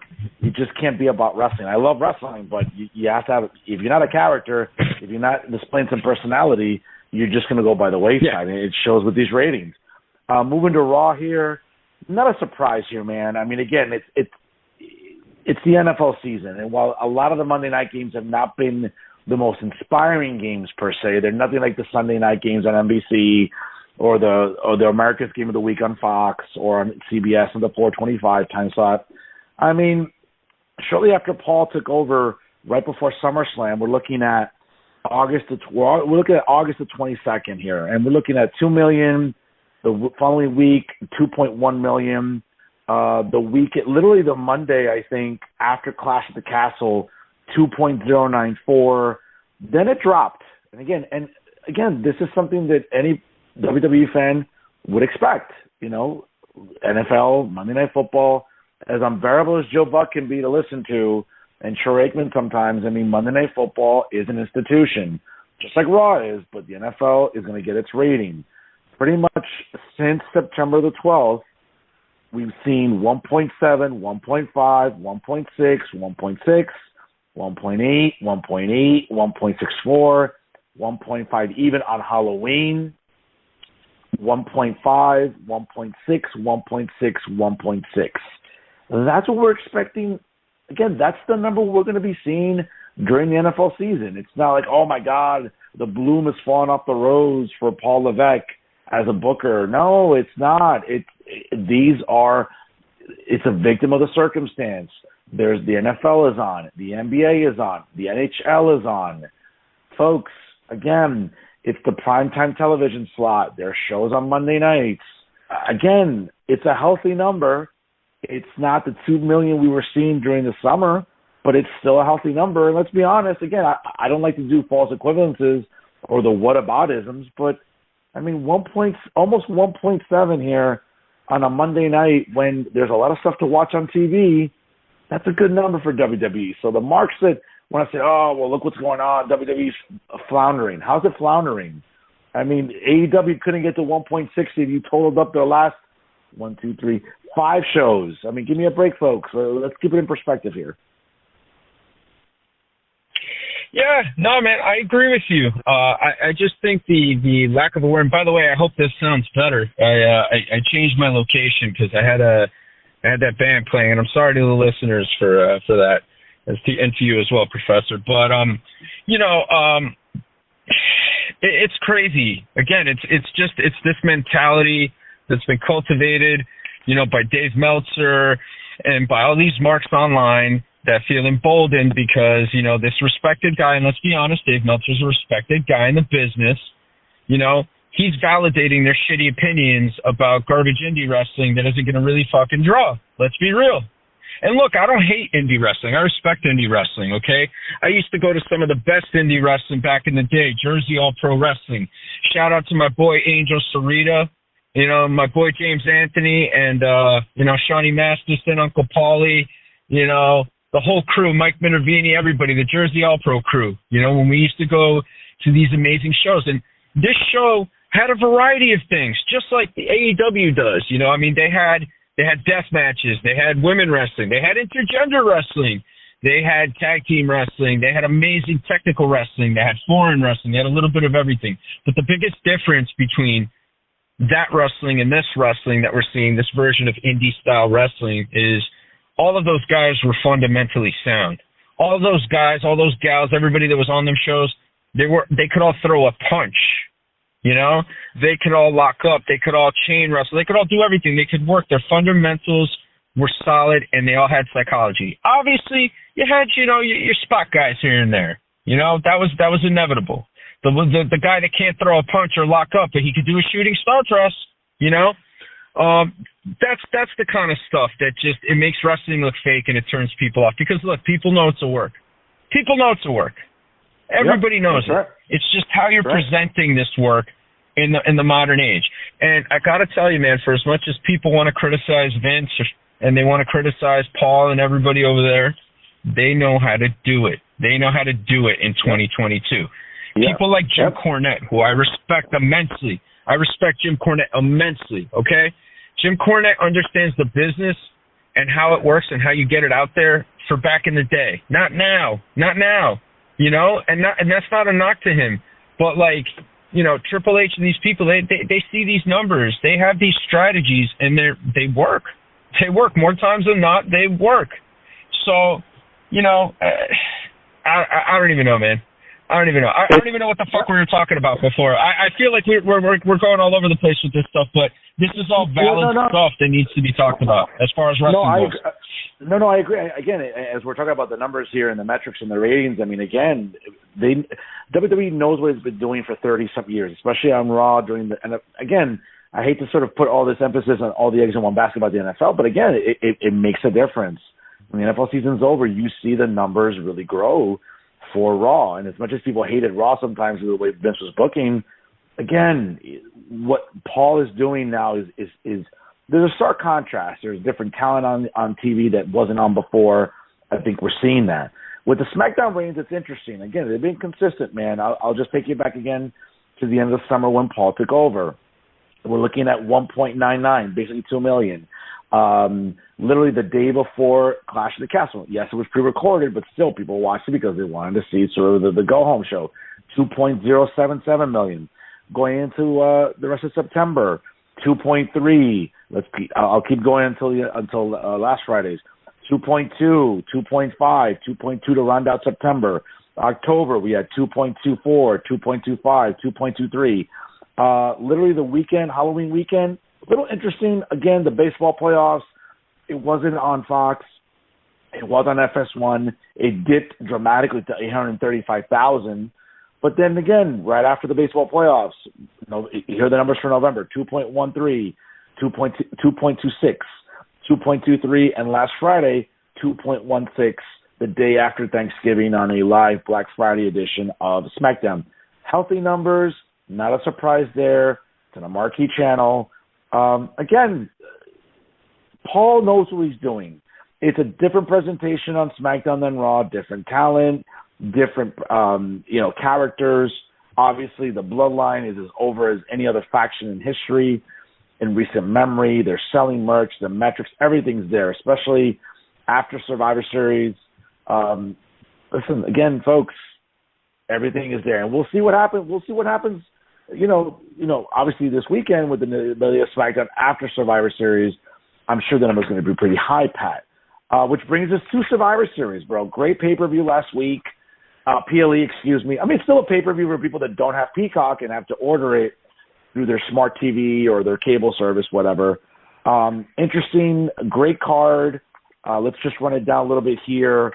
Looking at, certainly, let's sort of, go back to some of the matches here.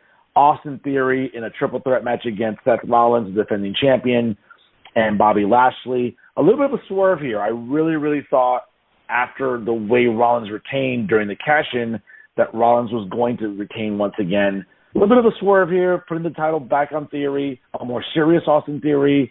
No more selfies, no more comedic Austin Theory, a much more serious Austin Theory, and a little bit of a bigger Austin Theory. So you can tell he's hitting the gym or whatever he's doing. Austin Theory winning the U.S. title. Pat, real quick, your thoughts on that match? I liked the match a lot. I thought it was an interesting match. The finish I thought was really good. I liked the shakeup of putting it on Theory. The finish I thought was dope. It got a little detached at the end there, but it was still good enough to be able to get the point across. And for me, I just thought all in all those guys put in a great shift. I mean, Theory, man, it's the kid is just money, man. Like, he's money. He's the future of the business. I really genuinely think so. I think he's going to be a huge star. Everybody's talking about MJF, and MJF is great and stuff like that, but Theory's a much bigger guy, and Theory just has like John Cena, Hulk Hogan, top guy written all over. You know what I mean?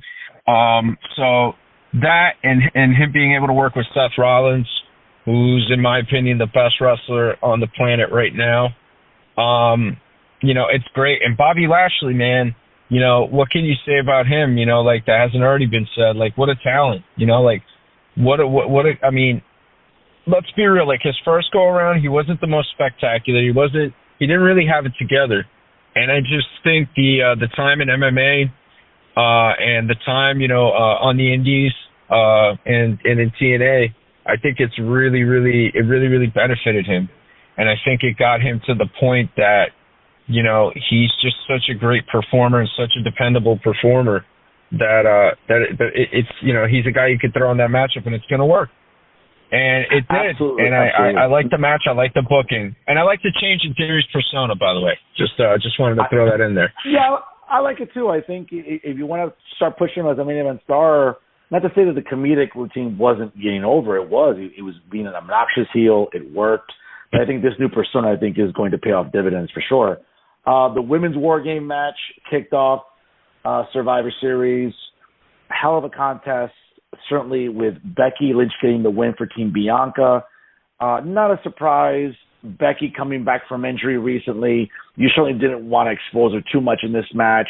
Her coming in last for the baby faces. Not a surprise there. Spots. Certainly that leg drop by Becky from the top of the cage on top of the table to get the win. Listen, you got 10 great women here. For anybody that wants to say that, does the future look bright for the women's division? It certainly does. You got a saturation of great women on all three rosters. Even the young and up-and-coming ones in NXT, I think, are going to be good for the future. But these 10 women are doing well. Becky getting the win, again, catapulting her because we're seeing the tea leaves. We're seeing the writing on the wall. We're looking at Ronda and Becky for WrestleMania in April in Los Angeles in Hollywood. Good way to bring her back and get the win for Team Bianca, bro. Yeah, man. I thought all in all it was good stuff. Obviously, you're not going to have the blood like you used to back in the day. You're not going to have any of that stuff. But the weapons and all the spots, I thought they were really, really excellent. And I basically enjoyed the match, and I thought that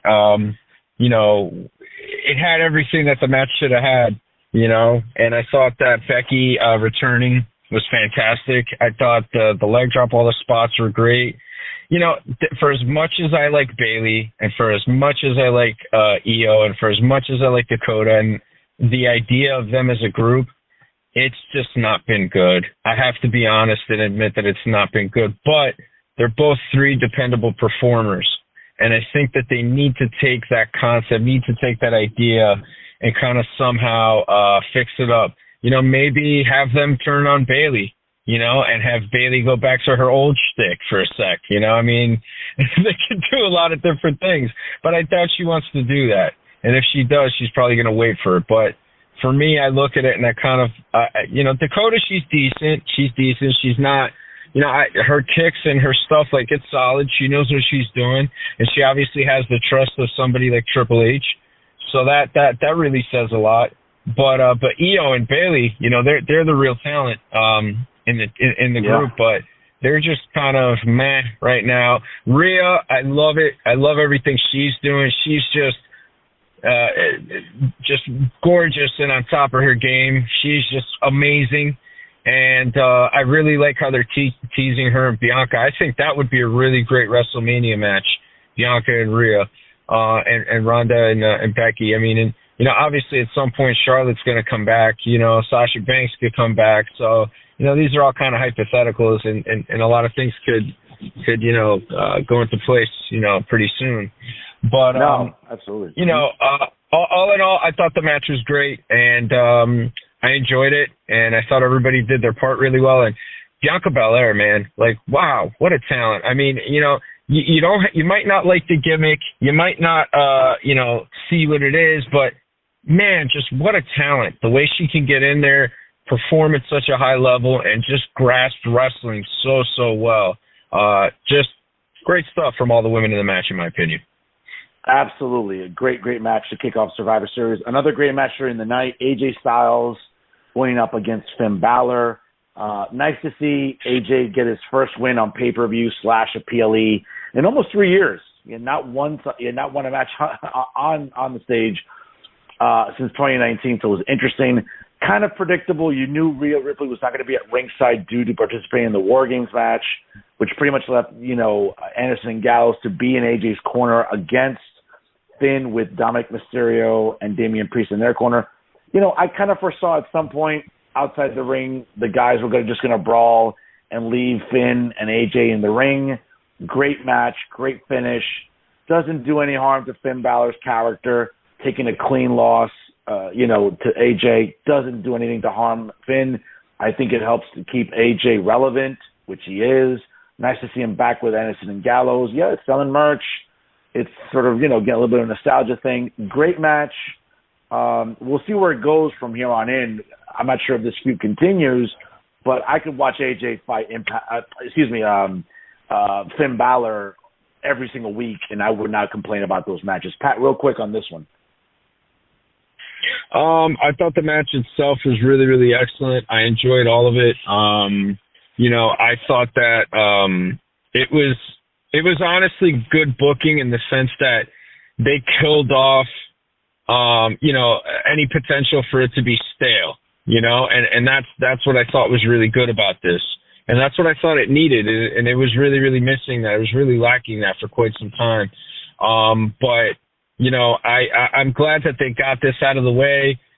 AJ went over, right? In this one? Yes. Yep. That's right. He did. First match. First win on a pay-per-view / PLE in 3 years. Okay, cool. Because that's what I recall. You know, but I just had to like double check. So basically, you know, I thought the match was excellent. I thought that it was good because they basically took, you know, this feud and they took it, you know, they took it to a point where they killed it before it had an opportunity to get stale, because they had a lot of series of matches and stuff like that. And I thought that, you know, the payoff now I thought would be the best idea. And I thought it would be what should be done right about now.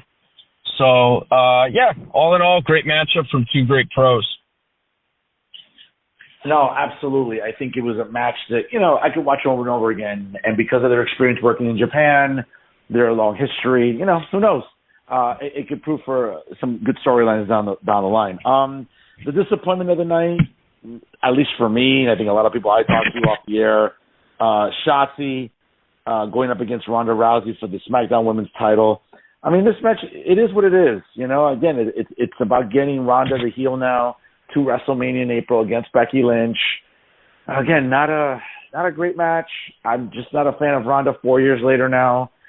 I get the purpose she serves, but it's just, not the best match of the night at all. And you could hear the collective buzzkill in the building, but it is what it is. When it comes to this character that Ronda Rousey now is portraying, not a great match, dude. But again, it did what it was supposed to do.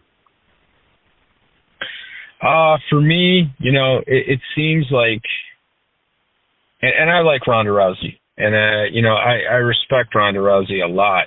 I mean, she's a pioneer, man, for MMA. She really is, and what she was able to generate. I mean, people want to talk about Gina Carano, Cyborg.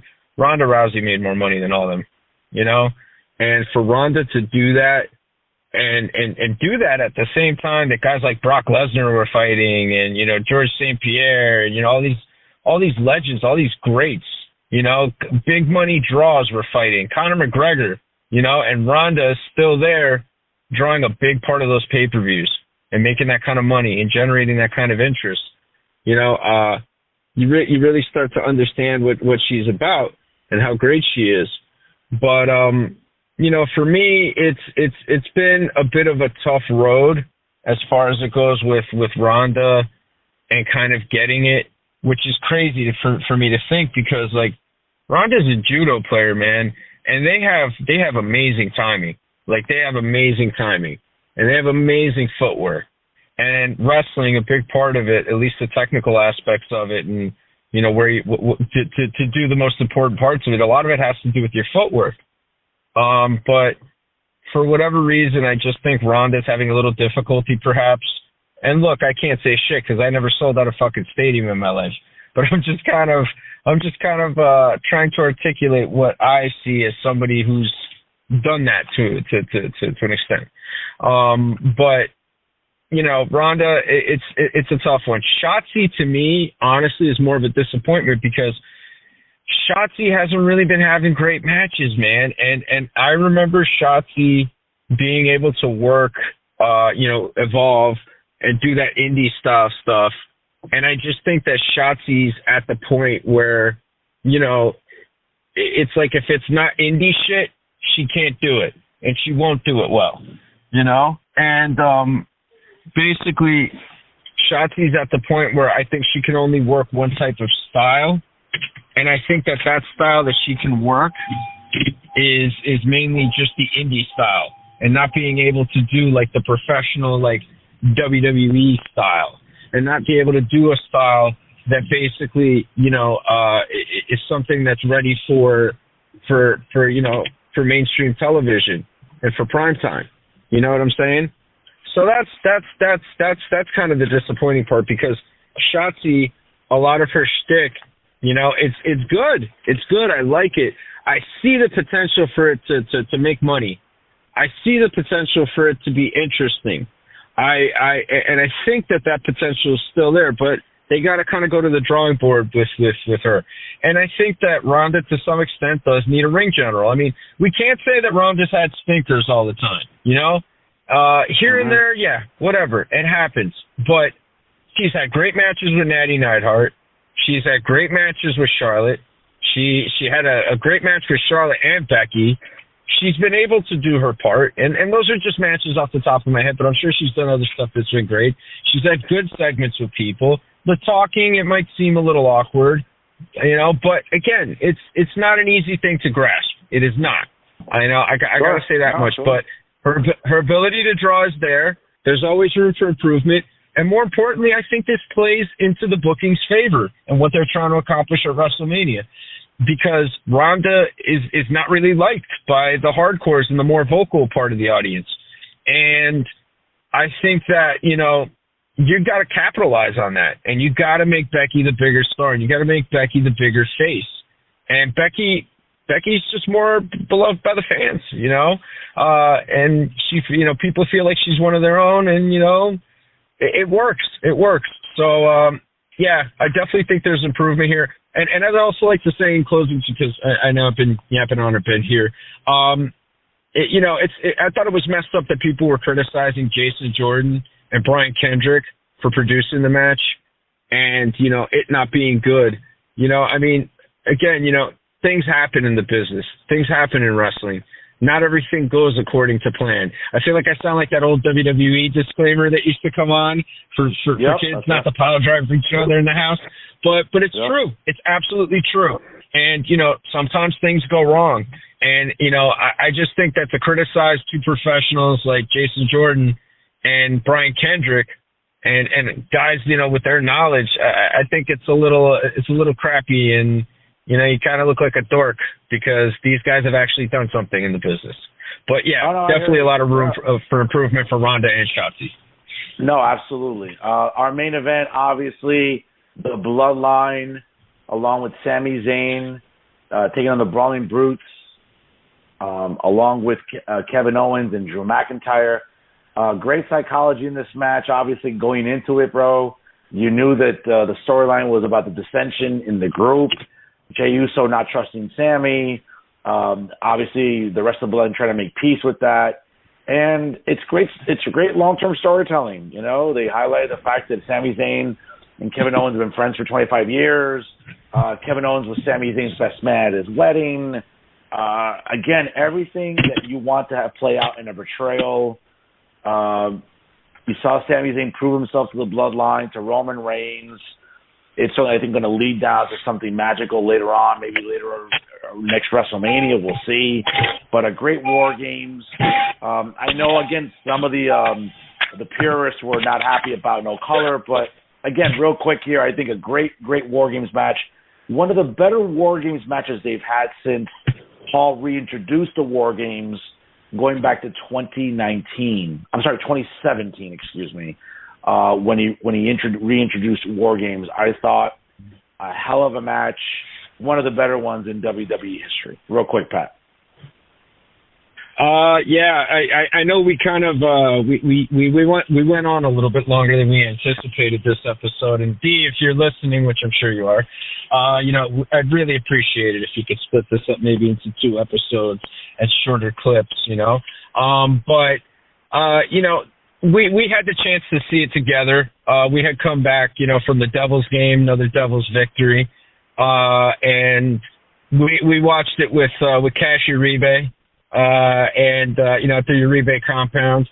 And I mean, dude, the three of us, I think we're all kind of the same feeling that it was just a fun, interesting match with great storytelling. The way they moved these characters along, and look, it didn't have a ton of wrestling, but it had all professional guys, all talented people involved, people that were able to play their part. And to your point, a lot of the purists trashed it. I mean, look, it is what it is. They're not going to bleed. That's what they're going to do. That's how they feel, There's another company that has, an opportunity to make people bleed, and they can't produce it worth a shit. So, it kind of cancels each other out somehow. This match was just perfect. It set up so much. And by the way, did you say that Kevin Owens was Sami Zayn's best man at his wedding? I could be wrong. Maybe it's reverse. I know they did talk about that during the broadcast. So yeah. It might be. I might have gotten that wrong. Maybe because Sami Zayn getting laid is a tough pill to swallow. There, that's a hard one to believe. But for all in all, I thought it was a fantastic match. They did everything correctly that needs to be done in a modern wrestling match. They advanced the story so well. Everybody was so good. Their facials were so great. The storytelling, the Sami Uso chant, the homages weren't like overbearing. Kevin Owens with the Dusty Rhodes, elbow pad and all this stuff, and the T-shirt, and it just everything about it was great. It advanced the storyline. I know there's people that complained about them not being main eventers. Folks, Sheamus is the main eventer. If you're going to consider some of the guys in AEW's main eventers, Sheamus has been a main eventer recently since that match at Clash at the Castle. Him and Vulture main evented a Smackdown that drew 2 million people. You know, a lot of AEW programs combined can't even do that. So, you know, just saying. But all in all, great stuff. Awesome match. We see these stories advance. I can't wait for the payoff at WrestleMania. I agree. I think great storytelling long term. We'll see how it works out. You can anticipate the bloodline turning on Sami Zayn at some point, even though he proved his loyalty. At some, you know, again, you want to create that WrestleMania moment. Who's going to be that team that finally defeats the Usos?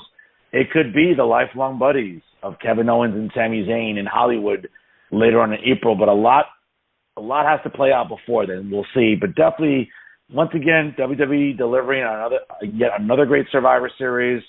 You know how I feel about it. I'd like to go back to the format of the old teams, you know, all team matches. But all in all, bringing War Games into the Survivor Series, I think, was amazing for sure.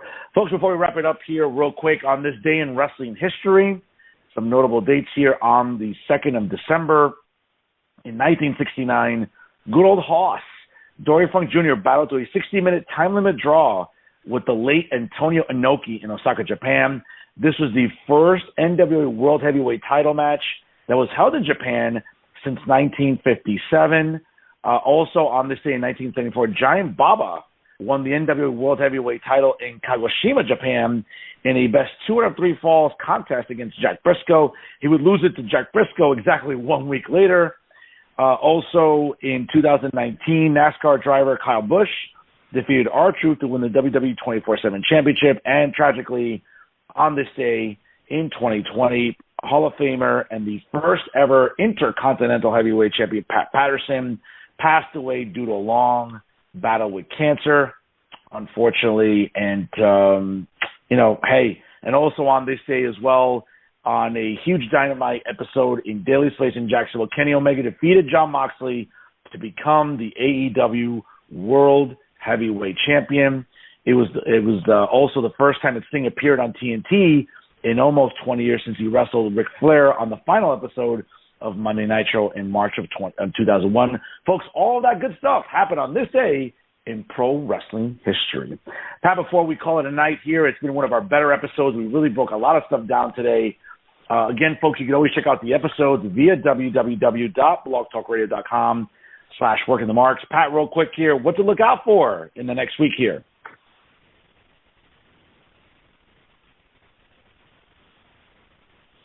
Pat, are you still with us? Yes, I'm still here. I'm sorry about that technical difficulty. Okay. Hey, Vern, can you hear me?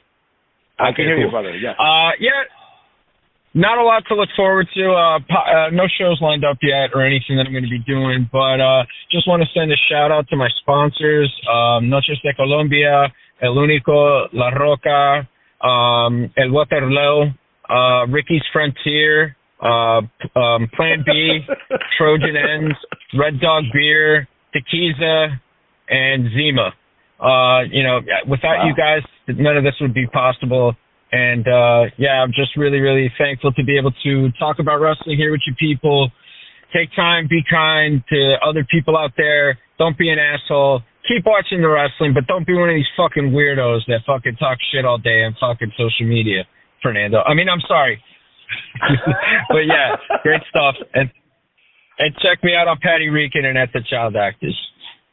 All right, good stuff there. Folks, again, check me out on Monday nights, 6 p.m. Eastern Time on Jersey First TV. It's available on YouTube, on LinkedIn, Twitter, as well as on Facebook Live via StreamYard. This Monday night live at 6, I will have exclusively on the show New Jersey 101.5 FM's premier host, Bill Spadia, arguably New Jersey's top conservative, will be joining me live on Monday night to talk about what's going on in New Jersey politics, some national stuff, what's going on in school boards in New Jersey. That and much more, folks. Check it out this Monday live at 6 p.m. with 101.5 FM's Bill Spadia joining Real Talk with Fernando Uribe, again on Jersey First TV. Folks, shoot us an email, workingthemarks@gmail.com. If what you like about the show, what you don't like about the show. Again, as we enter the month of December, we'll be bringing a show back to you next week again, try to get as many shows as we can in before the end of the year. Make sure you check us out also on Instagram at working_the_marks.